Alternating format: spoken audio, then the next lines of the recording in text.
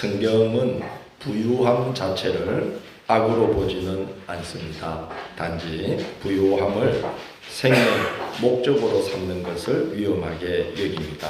디모데전서 6장에서 바울 사도는 돈이 일만하게 뿌리다 하지 않고 돈을 사랑함이 일만하게 뿌리가 된다고 경고하면서 그 이유를 이렇게 말합니다. 부하려 하는 자들은 시험과 올무와 여러 가지 어리석고 해로운 욕심에 떨어지나니 곧 사람으로 파멸과 멸망에 빠지게 하는 것이라. 돈을 사랑함이 일만하게 뿌리가 되나니 이것을 탐내는 자들은 미혹을 받아 믿음에서 떠나 많은 근심으로써 자기를 찔렀도다라고 그 위험성을 경고합니다. 야고보서를 통해 행함으로 뒷받침되지 않는 믿음, 즉 죽은 믿음, 병든 믿음에 여러 신뢰를 증거했는데 이제 편지를 마치면서 믿노라 하면서도 세상 욕심과 향락을 쫓아 방종하게 살아가는 성도들의 행태를 이제 지적하면서 살아있는 믿음, 참 믿음, 행함이 믿음을 보증해주는 그런 믿음에 서야 된다라고 권고합니다.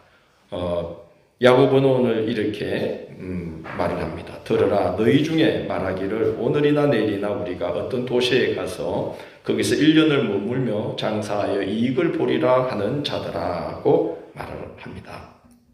성도들 중에 어떤 이들이 있었는가 하면 좀 부유하게 살았으면 좋겠다 하고 막연한 기대를 갖는 정도가 아니라 지도를 펼쳐놓고 어떤 곳이 사업적으로 최적지인지 면밀히 검토하여 사업을 시작하는 시기와 사업 기간을 정하고 실행에 옮기려는 자들이 있었다는 것입니다. 그게 잘못된 것은 아니죠. 그런데 이어지는 말씀을 보면 그들은 하나님도 사람도 안중에 없이 오직 세상적인 욕심에 치우쳐서 그런 계획들을 세우고 있음을 알 수 있습니다. 14절을 보면 야고보는 그들을 향해 이렇게 말합니다. 내일 일을 너희가 알지 못하는 도다. 너희는 잠깐 보이다가 없어지는 안개니라. 부유해도 사람이 참으로 덧없는 존재이며 연약한 그릇임을 의식하고 있으면 부요함이 그를 해치지는 않습니다. 시편 39편을 보면 다윗은 하나님께 간구하기를 이렇게 기도를 시작해요. 내가 나의 연약함을 알게 하소서라고 기도하면서 생의 덧없음을 이렇게 고백하고 있습니다. 주께서 나의 날을 한 뼘 길이만큼 되게 하시매 나의 일생이 주 앞에서는 없는 것 같사오니 사람은 그가 든든히 서 있는 때에도 진실로 모두 허사뿐이니이다 라고 고백합니다. 그래서 다윗은 내가 어떤 경우에도 내가 연약한 존재임을 잊지 않게 해주십시오 라고 기도를 한 것입니다. 이렇게 기도하는 사람은 크게 부유할지라도 교만에 빠지거나 향락에 빠질 위험이 크지 않습니다. 다윗은 하나님의 전을 건축하기 위해 예물을 바쳤는데 지상에서 다윗만큼 엄청난 예물을 바친 사람은 거의 없습니다. 그럼에도 다윗은 역대상 29장 12절로 14절에서 이렇게 고백합니다. 부와 귀가 주께로 말미암고 또 주는 만물의 주제가 되사 손에 권세와 능력이 있사오니 모든 사람을 크게 하심과 강하게 하심이 주의 손에 있나이다. 우리 하나님이여 이제 우리가 주께 감사하오며 주의 영화로운 이름을 찬양하나이다. 나와 내 백성이 무엇이기에 이처럼 즐거운 마음으로 드릴 힘이 있었나이까? 모든 것이 주께로 말미암아 싸우니 우리가 주의 손에서 받은 것으로 주께 드렸을 뿐이니이다 라고 고백합니다. 그 역대상 29장을 보면 다윗이 하나님 앞에 성전을 건축하려고 미리 예물로 드리는 그 예물의 종류를 보면 어마어마합니다. 그런데 다윗은 그렇게 겸손히 기도를 하는 거죠. 우린 그저 주의 손으로 받은 것으로 주께 드릴 뿐입니다. 주님이 우리에게 힘이 있게 주신 덕분입니다. 이렇게 겸손하게 고백을 합니다. 정반대로 작은 부를 얻고도 그 부가 그 사람을 망가뜨리는 경우가 크다 합니다. 작은 권세와 지위를 갖고도 그것을 휘두르는 것으로 낙을 삼는 참으로 가여운 자들이 얼마나 세상에 많습니까? 여러분이 일터에서나 여러분 삶의 주변에 정말 어떻게 보면 작은 그 고난, 작은 지위 하나를 가지고 그걸 막 휘두르면서 사람들을 힘들게 하는 그런 사람들이 너무나 많죠. 굉장히 가엽고 불쌍한 것입니다. 왜냐? 사람이 얼마나 연약한 존재인지를 생각지 않고 살기 때문인 것입니다. 예수님은 사람들이 허망하고 엉뚱한 것으로 세월을 낭비하는 이유는 육신의 연약함과 허망함을 의식하지 않고 살아가기 때문이라며 한 이야기를 들려주십니다. 어떤 부자가 있었는데 말이죠. 그 농사가 하는 것마다 잘 되는 거예요. 그래서 곡식을 쌓아둘 곳이 없어서 어떻게 할까 고민하다가 곡간을 헐어서 더 크게 지어서 이제 곡식과 재물을 거기에다가 잔뜩 쌓아두고 이제 편히 쉬면서 여행이나 다니면서 그렇게 살아야 되겠다라고 생각한 한 부자가 있었는데 예수님 말씀은 바로 그 밤, 그 생각한 그 밤이 어떤 밤이죠? 그의 생명을 거두어 가기로 작정한 날이라면은 그의 모든 계획이 얼마나 흡사하며 그가 얼마나 불쌍한 자인가. 사람이 자기가 허망하고 연약하고 잠깐 있다 사라지는 존재라는 것을 알지 못하고 살아간다는 건 참으로 안타깝고 불쌍하고 또 가련한 일이다 라고 말하면서 세상에 대하여 부유하나 하나님께 대하여 부유하지 못한 자가 이와 같으니라고 말씀하고 있습니다. 그러므로 야고보도 오늘 성실하게 삶을 경영하고 꼼꼼하게 삶을 경영하는 걸 탓하는 게 아니죠. 성도라면 하나님께 대하여 점점 부유해져서 물이 바다를 덮음같이 하나님을 아는 지식으로 충만해져서 참된 생명으로 살아가야 되는데 하나님께는 그 빈자와 같은 상태인데 그걸 속상해하고 안타까워하면서 내가 어떻게 하나님께 대하여 부유한 자가 될까? 내가 어떻게 참된 생명으로 가득 찬 삶을 살아볼까? 이런 걸 꼼꼼하게 설계할 줄은 모르고 내일 당장에도 죽을 수밖에 없는 자가 지도를 펴놓고 어디 가서 어떻게 큰 돈을 벌까 하고 그렇게 골몰에 있는 모습을 야고보가 탓하고 있는 것입니다. 예수님은 이야기 끝에 이렇게 권고하셨어요. 삶과 모든 탐심을 물리치라. 사람의 생명이 그 소유에 넉넉한 데 있지 아니하니라. 우리는 세상에 부유해지는 자보다 하나님께 부유해지려고 힘쓰는 자들이 되어야 될 줄로 믿습니다. 왜냐? 우리는 곧 덧없이 사라질 자들이기 때문입니다. 우리는 우리의 연약함을 알면 하나님을 높이게 되어 있습니다.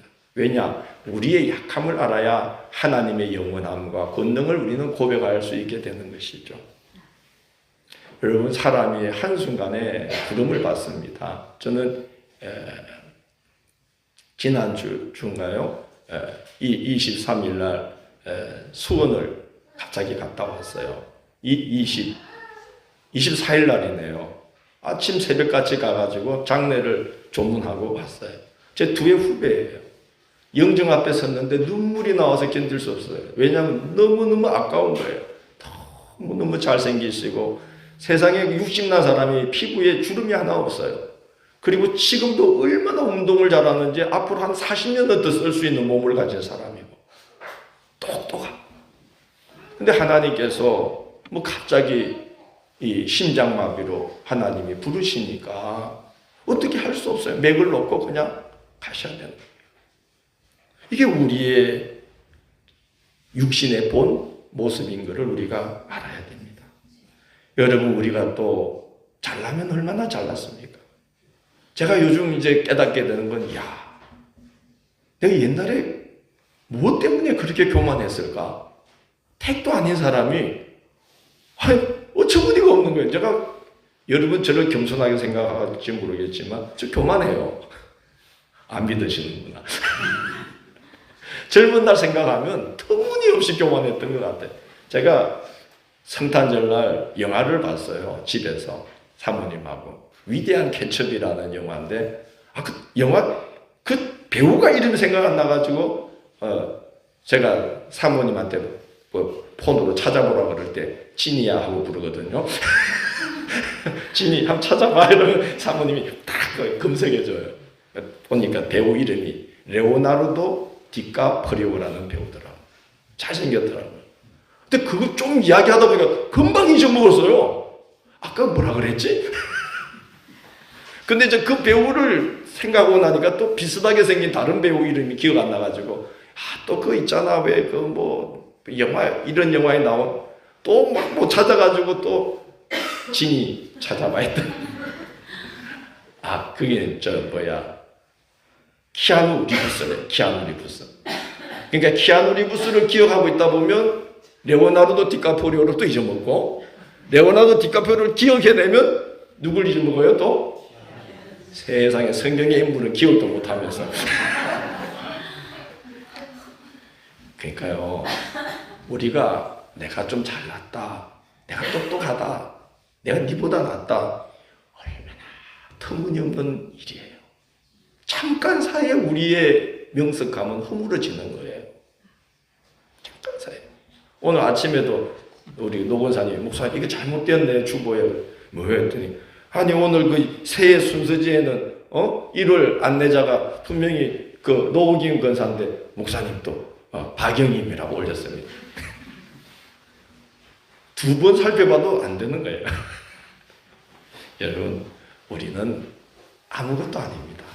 하나님이 총명함을 이렇게 조금만 거두어 가셔도 우리는 참 그 실수를 하게 되는 거죠.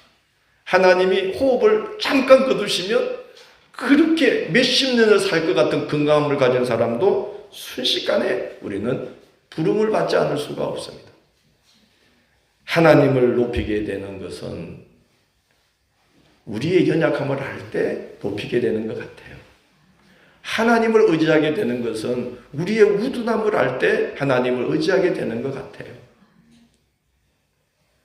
먹든지 마시든지 무엇을 하든지 우리는 하나님의 영광을 해야 되는데 그것은 우리의 모든 것이 다 먼지와 같이 썩어지고 말 거라는 것을 깨달아야 먼저 되는 것입니다. 먼저 하나님의 뜻을 찾고 하나님의 주권 아래에서 자기 인생을 설계하게 되어 있는 것입니다. 오늘 15절을 보면 야고보 사도는 이렇게 살아야 된다고 말합니다. 너희가 도리어 말하기를 무엇이면 주의 뜻이면 우리가 살기도 하고 이것이나 저것을 하리라 할 것이거늘 이라고 말합니다. 주의 뜻을 앞세우는 삶, 무엇을 하든지 하나님이 주인 되심을 겸손히 고백하는 삶이 성도의 삶이어야 한다는 겁니다. 너희는 내일 일을 자랑하지 말라. 하루 동안에 무슨 일이 일어날는지 너는 알 수 없습니다. 사람이 마음으로 자기의 길을 계획할지라도 그의 걸음을 인도하시는 이는 여호와십니다. 마음의 경영은 사람에게 있어도 말의 응답은 여호와께로부터 나오느니라. 사람의 마음에는 많은 계획이 있어도 오직 여호와의 뜻만이 완전히 서리라. 여러분 한 해를 돌아보시면 계획대로 된 게 많으세요? 계획대로 안 된 게 많으세요? 자, 계획대로 된 게 많다. 계획대로 안 된 게 더 많아요? 그렇죠? 우리가 애쓴다고만 되는 게 아닙니다. 애를 써야 되지만 우리가 수고하고 애쓰고 노력하고 경영하면서 늘 염두에 둬야 되는 건 누구 뜻대로 되는 게 아니다. 내 뜻대로 되는 누구 뜻대로 되는 것이다. 하나님 뜻대로 되는 것이다. 사람이 마음으로 많은 일을 계획하지만 걸음을 인도하시는 분은 하나님이심을 우리는 한 해를 돌아보면 고백하지 않을 수가 없습니다. 중요한 것은 우리가 바로 그렇게 삶을 허술하게 살아야 된다는 게 아니라 주의 뜻이면 이거를 먼저 우리가 앞세우고서 다른 것을 경영해 나갈 때에 그럴 때에 하나님을 먼저 높이고 하나님의 주권 아래에서 인생을 설계하면 하나님께서 그를 높여주시고 하나님께서 그를 우선순위에 두시고 역사를 주관해 주신다는 사실입니다. 너는 마음을 다하여 여호와를 신뢰하고 내 명철을 의지하지 말라. 너는 범사에 그를 인정하라. 그리하면 내 길을 지도하시리라. 너의 행사를 여호와께 맡기라. 그리하면 내가 경영하는 것이 이루어지리라. 너는 악을 갚겠다 말하지 말고 여호와를 기다리라. 그리하면 그가 너를 구원하시리라. 그렇게 주님의 주권을 먼저 앞세우고 인정하고 살아가면, 범사의 주를 인정하면 주님이 그를 높여주시고 그 사람을 중심으로 역사를 경영해 나가 주신다는 거예요. 바울 사도는 하나님께서 크게 두 번 그의 길을 막아선 적이 있습니다. 한 번은 예수 믿는 자들을 색출하려고 유대교 당국에서 허가증을 받아서 다메섹으로 가던 길에 예수께서 빛 가운데 나타나셔서 이 사도 바울의 길을 딱 막았었습니다. 한 걸음도 더 내딛지 못했습니다. 의기양양하게 다메섹으로 가던 이 사도 바울은 눈이 멀어서 사람들에게 부축을 당한 채 끌려 들어가야만 했습니다. 또 한 번은 2차 전도 여행 때 1차 전도 여행을 하면서 세웠던 곳들을 두루 다닌 후에 이제 그가 지금 흑해 연안으로 튀르키예 북부 지역을 올라가서 전도를 해보려고 비두니아로 갔는데 하나님께서 자꾸 막으셔서, 그래서 이제 다른 데로 가보려고 이렇게 무시하고 내려오는데 또 막으셔서 이제 튀르키예의 북서부에 있는 해안 도시 드로아에 갔더니 거기서 하나님이 이제 마케도냐로 가는 길을 다 열어주셨어요. 자기는 그때 몰랐지만 그게 최초로 유럽에 복음이 들어가는 발걸음이 된 거죠. 이런 경험을 한 후에 바울의 그 말에 한 가지 새로운 습관이 생겼어요. 서신서를 잘 보니까 바울이 어떤 일을 계획할 때마다 딱 쓰는 전제 조건의 말이 있어요. 함께 볼까요? 주의 뜻이면, 주께서 허락하시면. 이 두 말을 자주 씁니다. 하나님께서 길을 막으시면 꼼짝할 수 없다는 것. 그러나 길을 막으실 때 그게 내가 볼 때는 안타까운 일이지만 하나님께는 다 새로운 계획이 있다는 것을 바울이 경험하고 난 다음에 그가 어떤 일을 계획할 때마다 사람들하고 이야기를 할 때마다 앞세우는 표현이 주의 뜻이면, 주께서 허락하시면, 주님의 주권을 높이는 말을 하는 것을 봅니다. 야고보 사도가 보기에 당시 성도들 중에는 재물을 대함에 있어서 하나님의 백성으로 택함받고 부르심 받은 자에게 합당하지 않은 태도를 지닌 자들이 있었던 겁니다. 주님의 주권을 높이고 주의 뜻을 따라 행하지 않고 자기 욕심을 따라 행하던 자들이 많았던 겁니다. 그래서 오늘 16절에 보면 이렇게 말합니다. 이제도 너희가 허탄한 자랑을 하니 그러한 자랑은 다 어떤 것이라? 악한 것이라.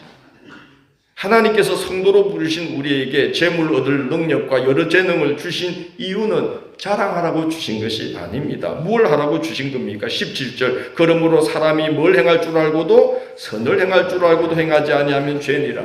하나님이 우리에게 재물 주시고 능력 주시고 위치를 주시고 사회적인 신분을 주시고 이런 지혜를 주신 것은 뭘 행하라고 주신 것이죠? 선을 행하라고 주신 것이지 뭐 하라고 주신 것이 아니다. 자랑하라고 주신 것이 아니라는 겁니다. 하나님께서 우리에게 재물을 주실 때, 어떤 재능이나 능력을 주실 때, 기회를 열어주실 때 그걸 즐기고 누리라고만 주신 것이 아닙니다. 우리 시대의 큰 문제는 무엇은 것이든지 누리고 즐기려고 하는 데에만 우리가 골몰해 있어요. 누리고 즐기려고만 하는데 골몰해 있습니다. 그러나 디모데서를 보십시오. 말세를 당한 성도들은 있어도 없는 것 같이 있는 것을 다 쓰지 못할 것 같이 살아야 하느니라고 말씀하고 있는데 오늘 우리 시대는 즐기고 누리는 데에 우리가 골몰해 있어요. 여러분 하나님께서 우리에게 어떤 재능이나 능력이나 기회를 열어주실 때 어떤 위치를 주실 때 절대 그걸 누리고 즐기고 그걸 행세하라고 주신 게 아닙니다. 하나님께서 주신 복에는 반드시 책임과 사명이 뒤따릅니다. 복 주실 때는 뭐도 요구하신다? 책임과 사명도 요구하신다. 그래야 된다는 걸 너희가 알면서도 행하지 않으면 뭐니라? 죄니라 말하고 있습니다. 하나님이 주신 것을 하나님의 뜻을 따라 선용하면 하나님께서 복에 복을 더하시고 능력에 능력을 더하십니다. 고린도후서를 보면 바울이 이런 말을 합니다. 하나님께서 너희에게 은혜를 넘치게 주시는데 그것은 무슨 일이냐? 모든 일에 모든 게 항상 넉넉하여 모든 착한 일을 넘치게 하려 하기 때문이다. 그래서 농부가 씨를 심으면, 씨를 뿌리면 이제 그 씨를 풍성하게 열매 맺게 해서 먹을 것만이 아니라 다음에 심을 것까지 주시는 하나님이신데, 너희가 선한 일에 심으면 이와 같이 크게 풍성하여 선한 일에 넉넉하게 살아갈 수 있도록 하나님이 축복해 주신다고 말씀을 합니다. 야고보는 오늘 5장 1절에 보면 들으라 부한 자들아 너에게 임할 고생으로 말미암아 울고 통곡하라고 경고를 합니다. 이 부한 자들은 부유한 자를 말하는 게 아니라 아까 말씀처럼 주님의 뜻을 모르고 부유함만을 목적으로 삼는 자들을 말하고 있습니다. 회개를 촉구하면서 그들의 삶의 문제가 재물이 썩고 옷이 좀이 먹는데도 그걸 나눌 줄 모르고 있어서 그것이 그들의 죄를 증언하는 증거물이 되고 있다라고 이제 책망을 합니다. 오늘 야고보는 더 두려운 말도 하는데 그것들이 너희의 살을 먹게 된다. 결국은 회개치 않고 세상의 향락, 세상의 욕심, 자기 생각을 따라서만 살아가다가는 지옥의 불구덩이에 던져지는 일이 있게 된다고 경고를 합니다. 교회가 박해받고 성도가 고난당하던 때에 어떤 성도들은 이렇게 그냥 끝이구나 하고 세상 향락에 빠져서 육신의 욕심을 따라 하나님이 주신 것들을 먹고 마시고 즐기고 누리는 데에 골몰해서 살아가는 자들이 있었고, 어떤 이들은 믿음을 잃고 교회를 떠난 성도들도 있었어요. 바울은 이제 그러한 자들을 향해서 두 가지 요구를 합니다. 첫째는 아무리 힘들어도 환난과 박해가 있어도 마구 살아가지 마시고 믿음에 굳게 서서 인내하셔야 됩니다. 길이 참으셔야 됩니다. 그러면서 농사 이야기를 해요. 농부가 씨를 뿌리고 나면 할 일이 딱 하나 있는데 기다리는 것이다. 이제 이스라엘에는 약 가을에 씨를 뿌립니다. 그래서 씨를 뿌리고 나면 하나님이 신기하게도 그 비를 딱 내려주세요. 10월, 11월에 비를 내려주시는데 그 첫 비를 뭐라 그러냐? 이른비라고 그래요. 이른비. 그리고 이제 추수하기 전에 곡식에 열매에 이렇게 수분이 꽉 차서 연결해야 될 때가 되면 또 한 번 비를 딱 내려주시는데 그게 3월, 4월경에 내려요. 무슨 비일까요? 늦은 비를 내려주시죠. 그러니까 이른 비와 늦은 비로 하나님께서 적당하게 해주시기를 기다리는 그 농부처럼 우리도 세상에 유혹이 있고 또 박해가 있고 환난이 있고 또 믿음의 성도들이 믿음을 잃고 흔들리면서 세속화되고 막 이런 상황들이 있다고 해도 여러분은 흔들리지 말고 세상 향락으로 빠져들지 말고 쉬운 길을 택하지 말고 길이 참고 인내하면 하나님은 인내한 자의 끝에 좋은 결말을 주시나니 욥의 경우가 그와 같습니다. 라고 말하면서 길이 참고 인내하십시오. 좋은 끝이 있습니다. 쉬운 길을 택하지 마십시오. 믿음으로 인내하셔야 됩니다. 그렇게 당부를 하고 끝으로 서로 기도해 주셔야 됩니다. 라고 말합니다. 고난당할 때에도 낙심하지 말고 고난당하는 자는 기도할 것이요. 삶이 형통하다고 해서 교만하거나 자랑하거나 향락에 빠지지 말고 찬송하며 기도로 살아가며 믿음을 지킬 것이요. 누가 병든 자가 있다면 또 그를 찾아가서 기도하고 위로할 것이요. 믿음에서 떨어져 나간 성도가 있다면 그를 옳은 대로 돌아오게 하기 위하여 여러분이 서로 힘을 합해서 간절히 기도하면서 성도들을 옳은 대로 돌아오도록 세워주십시오. 우리가 말세야 할 일은 이렇게 길이 참고 인내하는 것과 서로 돌아보며 기도해 주는 길밖에 없습니다. 라고 오늘 당부하고 있습니다. 여러분, 우리가 올 한해 송년주일을 맞아 이 복된 성전에서 예배로 한 해를 마무리하고 있는데 주님의 은혜요, 인내의 결실이요, 서로를 위해 중보함으로 드린 기도의 결말인 줄로 믿습니다. 우리 한 해를 참 이렇게 잘 지내왔는데 새해도 허망한 것들에 빠져 세상의 것들에 빠져서 지내지 마시고 끝없는 인내로 믿음으로 신앙의 길을 없이 인내하면서 걸음을 내딛고, 중요한 것은 서로를 위해 기도하면서, 오늘 그 5장 7절 이하의 말씀에 보면 서로 원망하지 말고 서로를 위해서 오히려 기도해 주면서 서로의 약함을 북돋아 주면서 마지막 때에 신앙을 지켜가야 됩니다 라고 권고하고 있습니다. 새해도 올해처럼 서로를 위해 기도함으로 복된 역사가 열리고 복된 열매를 많이 거두는 한 해가 되도록 하나님의 뜻을 찾고 하나님의 주권을 높이고 또 인내하시고, 중요한 것은 서로를 위해서 기도해 주면서 그렇게 하나님의 큰 은혜가 예비되는 새해가 되기를 주의 이름으로 고면합니다.